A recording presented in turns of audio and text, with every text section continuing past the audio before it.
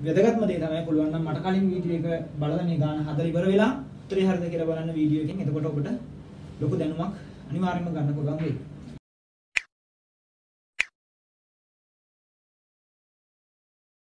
වෘත්තයක වර්ගඵලය හොයන සූත්‍රයේ ෆයිආර් වර්ගය කියන සූත්‍රය පාවිච්චි කරලා කොහොමද වෘත්තයක වර්ගඵලය හොයාගන්නේ කියන එක. මොකද මෙතනින් එහාට අපි මේ පාඩමේ 10 වසරේදී විශේෂයෙන් කේන්ද්‍රික කන්ද කියන කොටසට යන්න හදන්නේ. නිසා වෘත්තයක වර්ගඵලය හොයන්නේ කොහොමද කියන එක හරියටම දැනගන්න එක අනිවාර්යෙන් අත්‍යවශ්‍ය කාරණාවක් බවට පත් වෙනවා. ඒ නිසා අපි හරියටම දැනගමු. දන්න අයත් අමතක වෙච්ච අයත් හරියටම අපි ඉගෙන ගමු මේ කොටසෙන් කොහොමද වෘත්තයක වර්ගඵලය හොයාගන්නේ කියන එක. මම ගන්නම් පුතේ මෙතන මම දීලා තියෙන වෘත්තය මේකේ ආරය r කියලා මම ලකුණු කරලා තියෙන මේ කේන්ද්‍රයේ සිට පරිධියට තියෙන දුර මම එකට උදාහරණයක් ඔබ විදිහට ඔබ දෙනවා r සමානයි 7 cm නම් අපි බලමු මේ වෘත්තයේ වර්ගඵලය කොහොමද හොයන්නේ කියලා. අපි මේකට පාවිච්චි කරන සූත්‍රය වෘත්තයේ වර්ගඵලය සමානයි 5r වර්ගය කියන සූත්‍රය. අපි දරුවෝ දන්නවා. 5 වල අගය නියත අගයක්. ඒක අපි මතක තියාගන්න ඕන එකක්. අපි දන්නවා අපේ දරුවෝ 5 සමානයි අපි පාවිච්චි කරන්නේ මේ වගේ ගණන් වලට 7න් 22 කියන අගේ මේ අගය ඔබට අනිවාර්යෙන්ම මතක තිබෙන්න ඕන කාරණාවක්. මේක මතක තියෙන්න ඕන කාරණාවක්. එහෙනම් අපි බලමු මේක අපි හොයාගන්නේ කොහොමද කියලා. 5 වල අගය 7න් 22යි කියලා දාමු. r වර්ගය කියන්නේ පුතේ r ඒවා දෙකක් තියෙන්න ඕන. r සමානයි 7යි කියන්නේ 7 ඒවා දෙකක් මෙතෙන්ට වැටෙන්න ඕන. එතකොට 7 ගුණ කිරීම 7 කියලා ගන්න. 7 ඒවා දෙකක්. ඒතර මේ යට තියෙන 7ට උඩ තියෙන එක 7ක් කපලා දාන්න පුළුවන්. අපිට ඊළඟට 22 ගුණ කිරීම 7 කියන එක පාවිච්චි කරගෙන මේ සංඛ්‍යා දෙක පාවිච්චි කරගෙන අපිට පුළුවන් මේ වෘත්තයේ වර්ගඵලය කොච්චරක්ද කියලා හොයාගන්න. අපිට අංගාල මෙතනම ගුණ කරගන්නවා. 7 × 2 14යි. 14න් 4 එකක් ඉතුරු වෙනවා. 7 × 2 14යි 1යි. 15යි අපි දන්න වර්ග සෙන්ටිමීටර කියලා දාන්න. මොකද අරය සෙන්ටිමීටර වලින් දීලා තියෙන නිසා උත්තරය අපිට එන්නේ වර්ග සෙන්ටිමීටර වලින්. අපි පොඩ්ඩක් තව උදාහරණයක් බලමු පුතේ. වෘත්තයක වර්ගඵලය හොයන එක ගැන. මෙතනදී මම අරගෙන තියෙනවා මෙතන ඉඳලා මෙතෙන්ට තියෙන දුර 28යි සෙන්ටිමීටර. ඒකට මේකට අපි කියන්නේ පරිධිය මත ලක්ෂ දෙකක් ක්‍රියා කරන රේඛාවට අපි කියනවා ජායක් කියලා. ඒ ජාය කේන්ද්‍රය හරහා ගියා නම් ඒ ජාය කේන්ද්‍රය හරහා ගියා නම් ඒක විශේෂ ජායක් බවට පත් වෙනවා. ඒකට අපි කියන්නේ විස්කම්භය කියලා. හරි විස්කම්භය කියලා. නැත්නම් අපි පරිධිය මත මේ වගේ ලක්ෂ දෙකක් ක්‍රියා කරගත්තොත් ඉතින් අපි ඒකට කියන්නේ ජායක් කියලා. මේකට කියන්නේ විස්කම්භය. මොකද මේ ජාය කේන්ද්‍රය හරහා ගිහිල්ලා තියෙනකොට අපි ඒකට කියනවා විස්කම්භයක් කියලා. විස්කම්භයේදී පුතේ විස්කම්භයේදී මෙතන පරිධිය මත ඉඳන් මේ පැත්තට එක ආරයක් තියෙනවා. කේන්ද්‍රේ ඉඳන් මේ පරිධිය මතට තව ආරයක් තියෙනවා. ඒක ආරයන් දෙකක් තියෙනවා. මේ වෘත්තයකට විස්කම්භය අපිට දීලා තියෙන වෙලාවේදී අපි වෘත්තයක වර්ගඵලය හොයන්න පාවිච්චි කරන සූත්‍රය අපිට තියෙන්නේ වෘත්තයේ වර්ගඵලය සමානයි 5r වර්ගය කියලා. ඒතකොට අපිට මෙතෙන්දී ඔබට දීලා තියෙන්නේ විස්කම්භය 28යි නම් අපි දන්නවා 28 කියලා කියන්නේ r දෙකක්. නිසා එක ආරයක් අපිට අනිවාර්යෙන්ම හොයාගන්න වෙනවා. මේ 28 දෙකට බෙදලා අපිට පුළුවන් මේ ආරය හොයාගන්න. 28 දෙකට බෙදාගත්තාම අපිට පුළුවන් 14යි සෙන්ටිමීටර කියලා ආරය හොයාගන්න. ඒක සමහර වෙලාවට ඔබට ආරයේ වගේ එක සැරේට දෙන්නේ නැතුව විස්කම්භය දීපු ගණන් හම්බ වෙන්න පුළුවන්. ඒ වගේ වෙලාවට අපි ආරය හොයාගන්න වෙනවා. ඊළඟට බලමු. දැන් අපි දන්නවා ආරය 14යි කියලා අපි මේකට ආදේශ කරගත්තා. සුළු කරගෙන උත්තරය හොයාගත්තා. හරි සරලයි. නම් 5 කියන්නේ අපි දන්න 7න් 22යි මම කිව්ව එක ඔබ අනිවාර්යෙන් මතක තියාගන්න ඕන. එයාගේ ගුණ කිරීම r ඒවා දෙකක් කියන්නේ 14 ඒවා දෙකක් මෙතන අපිට දාගන්න වෙනවා. 14 ගුණ කිරීම 14.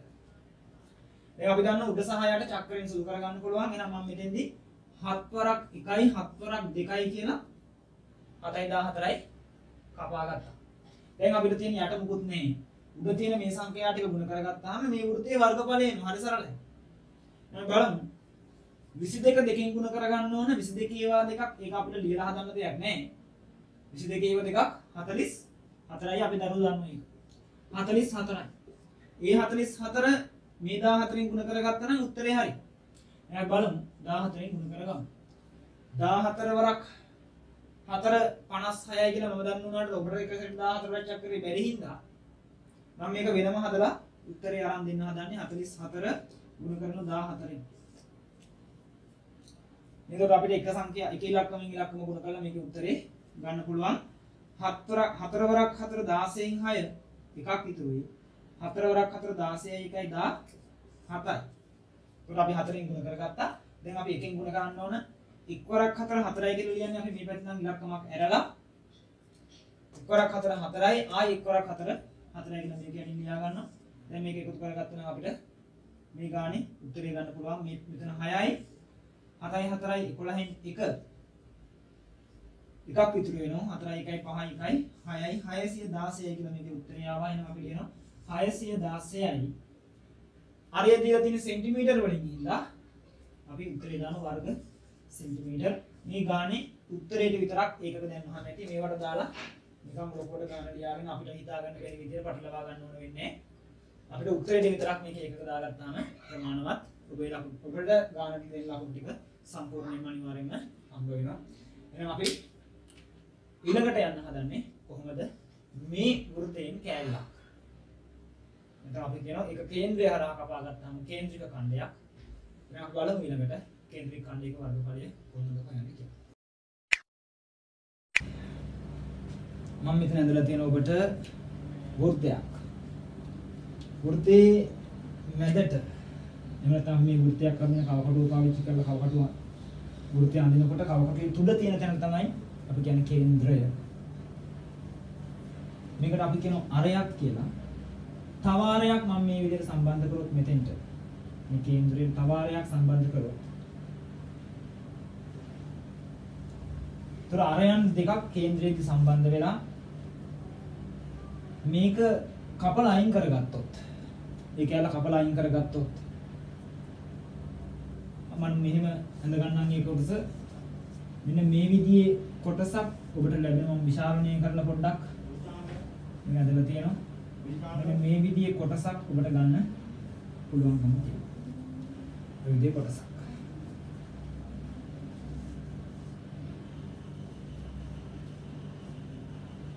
මේ කොටස අපි කපාගත්තේ කේන්ද්‍රය හරහා නිසා මේ කොටස කපාගත්තේ කේන්ද්‍රය හරහා නිසා මේකට කියනවා අපි දරුවෝ දන්න මොකක්ද කේන්ද්‍රික ඛණ්ඩයක් කියලා. කේන්ද්‍රික ඛණ්ඩයක්. කේන්ද්‍රික ඛණ්ඩයක්. මේ කොටසට අපි කියනවා කේන්ද්‍රික ඛණ්ඩයක් කියලා. මේ කේන්ද්‍රික ඛණ්ඩයේ මෙන්න මේ කේන්ද්‍රය ගාව මේ අරයන් දෙක අතර තියෙන කෝණය. ඒක හරි විශේෂයි මේ ගානදී අපිට මෙන්න මේ කෝණයට කියනවා කේන්ද්‍රික කෝණය කියලා. මම θීටා කියලා දැම්මොත් එහෙම මෙන්න මේකට කියනවා. මේකට කියනවා කේන්ද්‍රික කෝණය කියලා.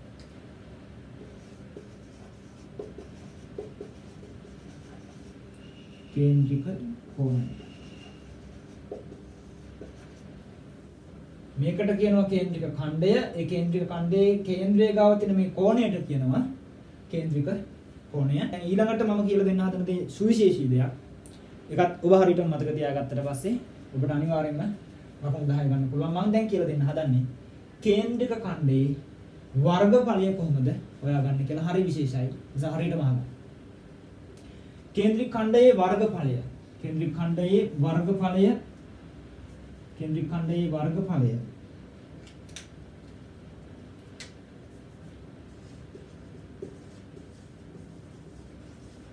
සමානයි. අපි දන්න වෘත්තයක වර්ගඵලයෙන් මේ වෘත්තයකින් කෑල්ලක් මේක.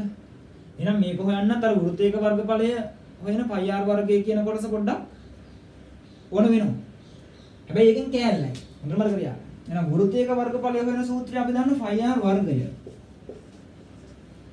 අපිට ඒකෙන් ඕනේ θ කොටසක වර්ගඵලය විතරයි. ඒ නිසා අපි ඒකට ගන්නවා මේ සම්පූර්ණ කොටස පුතේ අපි දන්නවා අංශක 360ක් නේ. මේ මුළු රවුම ගන්න අපි දන්නවනේ ලක්ෂයක් වටා කෝණ වල එකතුව 360යිනේ. 360න් අපිට ඕන වෙලා තියෙන්නේ θ කොටසක විතරයි. හොඳට තේරුම් ගන්න මේ කියන. එහෙනම් මෙතන මේ θ කියන කොටසේ වර්ගඵලය විතරයි අපිට ඕන වෙන්නේ. θ කියන කොටසේ වර්ගඵලය විතරයි අපිට ඕන වෙන්නේ. ඒ නිසා මෙතනට තව කෑල්ලක් ඇඩ් කරනවා. එකතු කරනවා. ඒ එකතු කරන කොටස තමයි අර වෘත්තයේ වර්ගඵලයේ වෙන සූත්‍රයට වැඩිපුර එකතු වෙන කොටස තමයි අපිට ඕන වෙන්නේ 360න් θ කියන කොටසක වර්ගඵලය විතරයි. θ කියන කොටසක වර්ගඵලය විතරයි. ඒ නිසා අපි මෙන්න මේ සූත්‍රය මතක තියාගන්න මෙතනින් එහාට ඔබට අනිවාර්යෙන්ම එමුණුත් වර්ගඵලය ගන්න කොට දාන්න පුළුවන්. හරි. එහෙනම් මෙන්න මේ කොටු කරපු සූත්‍රය අපේ දරුවෝ පාඩම් කරන මේස ඉස්සරහා ලියලා අලව ගන්න, නිතර දකින්න තියාගන්න. මේක ඉතා වැදගත් සූත්‍රයක්. එහෙනම් බලමු මේ සූත්‍රය පාවිච්චි කරලා කේන්ද්‍රික ඛණ්ඩ කිහිපයක වර්ගඵලය හොයාගන්නේ කොහොමද කියලා.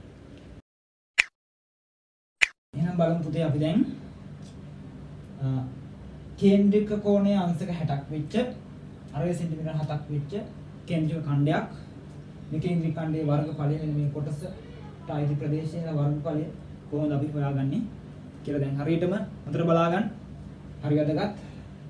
ඔබ මට කලින් මේ සූත්‍රය පාවිච්චි කරලා මේ වීඩියෝ එක බලන්න කලින් ඔබට හදාගෙන ඉවර වෙලා උත්තරය හරිද කියලා බලා ගන්නවා නම් ඔබට මේ වීඩියෝ එකෙන් ලොකු ප්‍රයෝජනයක් ගන්න පුළුවන්කම තියෙනවා. වැදගත්ම දේ තමයි පුළුවන් නම් මට කලින් වීඩියෝ එක බලලා මේ ගාන හදලා ඉවර වෙලා උත්තරය හරිද කියලා බලන්න වීඩියෝ එකෙන්. එතකොට ඔබට ලොකු දැනුමක් අනිවාර්යයෙන්ම ගන්න පුළුවන් වෙයි.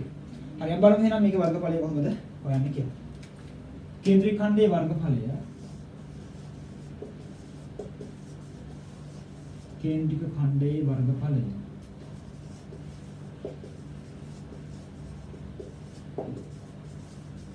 සමානයි. සූත්‍රය මතක තියාගන්න ඕන. සූත්‍රය අපිට හම්බෙන්නේ නැහැ විභාගෙදී. දැන් මතක් කරන්න 5r වර්ගය කේන්ද්‍රික ඛණ්ඩයක් නිසා තව කැලලක් දුන්න 360න් θ. මේක වැදගත්. මේක මතක තියාගන්න ඕන. එහෙනම් අපි බලමු දැන් මේකට ආදේශ කරලා ඉවරලා මේකේ උත්තරේ කොහොමද හොයාගන්න කියලා හොඳින් බලා ගන්න. ආදේශ කරන විදිය 5 වල අගේ අපි දන්නවා. අපි මතක තියාගන්න ඕන 7න් 22යි. අරය අපිට දුන්නා කේන්ද්‍රයේ සිට පරිධියට තියෙන දුර තමයි මේ තියෙන්නේ. අරය සෙන්ටිමීටර 7යි. 7යි. අපි ඒකක දාගන්නේ ආදේශ කරන තැනට. r වර්ගය නිසා 7 ඒවා 2යි. 360න් θ 360න් මම තවියක් පහලින් ලියා ගන්නම් මේක 360න් θ කියන්නේ කේන්ද්‍රික කෝණය කියලා අපි මතක තියාගත්තා. එහෙනම් මෙතෙන්දී θ ගේ අංශක 60යි. මෙතෙන්දී θ ගේ අංශක 60යි. එහෙනම් අපි දැන් බලමු මේක සුළු කරන විදිය. දැක්ක ගමන් 4 කපලා දාන්න අපේ දරුවන්ට පේනවා. මෙතන බිඳුවට බිඳුවක් කපලා දාන්න පුළුවන් 10න් බෙදලා. දැන් 6:36 දැක්ක ගමන් අපේ දරුවෝ ධම්ම චක්‍රයටක් ගාලා 6 වරක් 1යි 6ට 36 කියන්නේ 6 වරක් 6යි. 36 කියන්නේ 6 වරක් 6යි. එහෙනම් මේ දෙක සුළු කරගත්තා නම් අපිට ආයෙ තේරෙනවා දෙවරක් චක්‍රයෙන් කැපෙනවා කියලා. මේ දෙවරක් 11යි දෙවරක් 3යි. දැන් තියෙන්නේ පුතේ මේ උඩ තියෙන සංඛ්‍යා දෙක ගුණ කරලා නේද කැපෙන්නේ නැහැ චක්‍රයෙන්. 11 කැපෙන්නේ නැහැ 3 වරක් චක්‍රයෙන්, 7 කැපෙන්නේ නැහැ 3 වරක් චක්‍රයෙන්. ආයෙ අපි කපන්න යන්නේ නැහැ. දැන් අපිට තියෙන්නේ මේ උඩ තියෙන සංඛ්‍යා ටික ගුණ කරලා අපි දන්න 11 වරක් 77යි ටක් ගාලා පුළුවන්. යට තියෙන සංඛ්‍යාව 3යි. මේක බෙද බෙදා ඉන්න එපා. බෙද බෙදලා උත්තර දාන්න අවශ්‍යතාවයක් නැහැ. දැන් අපිට කිව්වොත් එහෙම ගාන දෙද්දි මෙහි වර්ගඵලය දශම ස්ථාන එකකට දෙන්න. දශම ස්ථාන දෙකකට දෙන්න. එහෙම කියලා අපිට ගානේ කියලා තිබ්බොත් මේක බෙදන්න.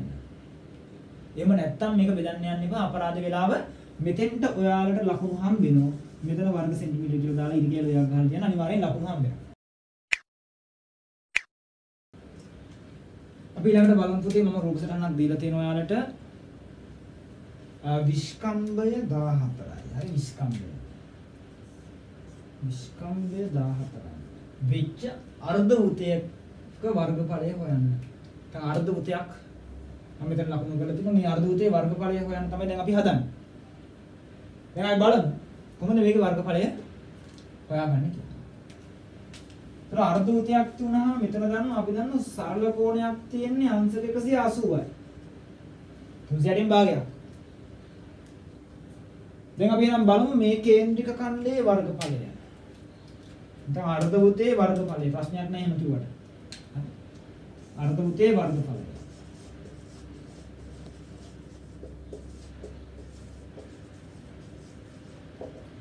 අපි හොයන්නේ මේ සූත්‍රයෙන් phi r වර්ගයේ ගුණ කිරීම 360න් θ මේක මතක තියෙන්න ඕන.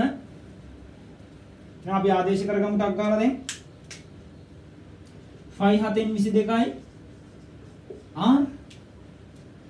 r කියන්නේ 14 නෙවෙයි. r කියන්නේ 14 නෙවෙයි. නේ? 14යි කියලා දාලා හැදුවොත් එහෙම අපේ දරුවෝ මේ වැඩේ වරද්ද ගන්නවා. ඒක හින්දා අපි දැනගන්න ඕන, අපි තේරුම් ගන්න ඕන මේ 14යි කියලා දීලා තියෙන අරය නෙවෙයි විස්කම්භය. අරය නෙවෙයි විස්කම්භය. ඒ නිසා මේකේ අරය මේ 14න් භාගයයි. ඒ කියන්නේ අරය සෙන්ටිමීටර් 7යි. මේ අරයන් දෙකක් තමයි 14 කියලා කියන්නේ. මෙතෙන් නම් 7යි, මෙතෙන් නම් 7යි එකතු වෙලා තමයි 14 දීලා තියෙන නිසා අපි අරය හදාගන්න 7යි. එහෙනම් මෙතෙන් අපිට ආදේශ කරන්න වෙන්නේ 7 14 නෙවෙයි. එහෙනම් අපි දාගන්න 7 ඒවා දෙකක් r වර්ගය නිසා 7 ඒවා 2යි 7 ගුණ කිරීම 7 360න් θ කියන්නේ 180යි 180යි කේන්ද්‍රික කෝණය. දැන් සුළු කරමු ටක් ගාලා දැක්ක ගමන් කපලා දැම්ම 7ට 7 බිඳුවට බිඳුව නැත්නම් 180 1යි 180 2යි කියලා අපි දරුවෝ දැක්ක ගමන් කපලා දානවා. හරි. දැන් එහෙනම් 22යි 2යි දැක්ක ගමන් දෙවරක් 1යි දෙවරක් 11යි කියලා කපලා දාන්න අපිට හිතෙනවා. දැන් යට මුකුත් ඉතුරු වෙලා නැහැ. උඩ තියෙන 11 වරක් 7 77යි වැඩි ඉවරයි. මේ 77යි සෙන්ටිමීටර් වර්ග නැත්නම් වර්ග සෙන්ටිමීටර 77යි මෙන්න උත්තරේ. අපි මේ අර්ධවෘත්තයේ වර්ගඵලය හොයාගත්තා. අපි බලමු තේ ඊළඟ ගාන පොඩ්ඩක්. මම දීලා තියෙන අරය සෙන්ටිමීටර 7යි. මෙන්න මේ පැත්තේ කෝණය අංශක 90 ඍජු කෝණයක ලකුණ අපි දන්නවා මේක 90 කියලා ලියලා නැති වුණාට මෙතන අංශක 90 තමයි තියෙන්නේ. හැබැයි අපි දන්නවා අපි හොයන්න කියලා තියෙන්නේ මෙන්න මේ කොටසේ වර්ගඵලය. මෙන්න මේ කේන්ද්‍රික ඛණ්ඩයේ වර්ගඵලය.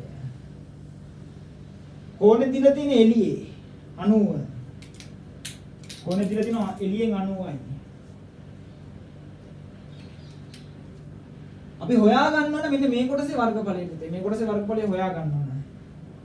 එතකොට මෙතන අපි දන්නවා වටේම කෝණ ටික එකතු අංශක 360යි. එළියේ 90යි නම් ඇතුලේ ටික හොයා ගන්න අපි කරන්නේ 360න් 90ක් අඩු කරලා දානවා. මේක අඩු කරලා ගන්න පුළුවන් 270යි නේ අඩු කරන්න හැටි කියලා දෙන්න ඕනේ නැහැ. දැන් 6 වසර ළමයි නෙවෙයිනේ. 270යි. එහෙනම් මේ පැත්තේ 270යි. කෝණය අංශක.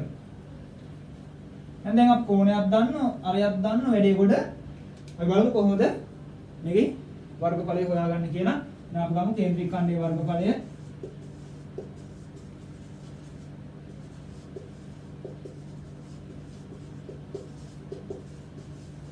සමානයි සූත්‍රය මතක තියෙන්න ඕන පුතේ phi r වර්ගය ගුණ කිරීම 360න් θ. phi r වර්ගය ගුණ කිරීම 360න් θ එක මතක තියාගන්න අනිවාර්යෙන්ම. දැන් අපි බලමු මේ තියෙන දත්ත ටික මේ තියෙන තොරතුරු ටික මේකට ආදේශ කරලා ටක් ගාලා වැඩි සුළු කරලා උත්තරය හදාගමු. 5 වලගේ මතකයි 7න් 22යි r 2යි r 7යි 7 ඒවා 2යි r වර්ගෙනේ 7 ඒවා 2යි 7 ගුණ කිරීම 7 360න් θ 270යි 90 නෙවෙයි. මේක හොයාගත්ත 360න් 270යි. දැන් සුළු කරගමු ටක් ගාලා මෙතන 4 4 කපලා දාන්න 4ක් 1යි 4ක් 1යි කියලා. දැන් බිඳුව කපලා දාන්න පුළුවන් දැක්ක ගමන් බිඳුව කපලා දාන්න. මේකත් දන්නවා අපේ දරුවෝ දෙන්න. මරත් චක්‍රය දන්නේ නැත්තේ නෑ නේ. 10 වසරේනේ. දැක්ක ගමන් කපලා දාන්න පුළුවන් 9 වරක් 27 කියන්නේ 3යි. 36 කියන්නේ 9 වරක් 4යි. ඒතර 4 කියලා කියන්නේ දෙකේවා 2යි. 22 කියන්නේ දෙකේවා 11යි. ලස්සනට කපලා දාන්න පුළුවන් අපිට. දැන් බලන්න දෙකෙන් කැපෙන්නේ නැහැ 3 කැපෙන්නෙත් නැහැ 7 කැපෙන්නෙත් නැහැ 11 කැපෙන්නෙත් නැහැ. එකක්වත් දෙවර චක්‍රයෙන් කපන්න පුළුවන් එකක් නැහැ අපිට. නිසා අපි කරන්නේ දැන් උඩ තියෙන සංඛ්‍යා ටික ගුණ කරලා ටක් ගාලා උත්තරයක් හදා ගන්නවා. හදාගෙන ඒ ආපු උත්තරේ දෙකෙන් බෙදා ගන්නවා. එතකොට වැඩි මේක සුළු කරගන්න පුළුවන්. අපි බලමු 11 වරක් 77යි නේ. 11 වරක් 77යි 77 3ෙන් ගුණ කරා නම් හරි. 77 ගුණ කරන්න ඕන 3න්. ඒ උත්තරේ බෙදන්න ඕන 2කින්. යට තියෙන බෙදන්න ඕන ගාන. දැන් මෙහෙම ගුණ කරගමු. 3 වරක් 7 21කින් 1 දෙකක් විතරුයි. 3 වරක් 7 21යි 2යි 23යි. ඒක අපි බෙදමු 2කින්. 2කින් බෙදලා දාන්න පුළුවන් නේ අපිටනේ. ඒ නිසා මේක අපි මෙහෙම බෙදන්න නැතුව තිබ්බොත් එහෙම ලැජ්ජයි වෙන්නේ. අපි ටක් ගාලා බෙදලා දාමු. 2ට 2 ඒවා 1යි. 3ටත් 2 ඒවා 1යි. එකක් විතරුණා. ඊට පස්සේ 11ට 2 ඒවා 5යි. එකක් විතරුණා. ඊට පස්සේ මෙහි බිඳුවක් ගන්න දශම දෙකෙන් පස්සේ. ඒකට බිඳුව කියන්නේ එකක් විතරුණාම 10යි. 10ට 2 ඒවා 5යි. උත්තරය අනිවාර්යයෙන්ම වර්ග සෙන්ටිමීටර. වර්ග සෙන්ටිමීටර. හරි. දැන් අපිට ඔය විතර මේ ගාන හදාගන්න. අපි ඊළඟට බලමු පුතේ කේන්ද්‍රික කෝණය අංශක 120ක් වෙච්ච අරය සෙන්ටිමීටර් මම 21ක් කියලා දාන්න. ටිකක් ලොකු ගාණක්. අපිට සුදු කරන්නත් පොඩ්ඩක් දරුවන්ට කියලා දෙන්න ඕනේ හින්දා අරය සෙන්ටිමීටර් 21ක් වෙච්ච කේන්ද්‍රික ඛණ්ඩයක වර්ගඵලය කොහොමද හොයන්නේ කියලා අපි දැන් හරියටම ඉගෙන ගන්න හදන්නේ. එහෙනම් අපි හොයාගමු. අපි දරුවෝ දන්නවා අපි ටක් ගාලා හදාගමු.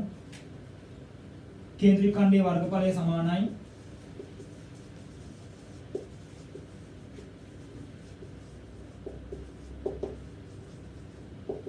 ෆයි r වර්ගයේ ගුණ කිරීම 360න් θ.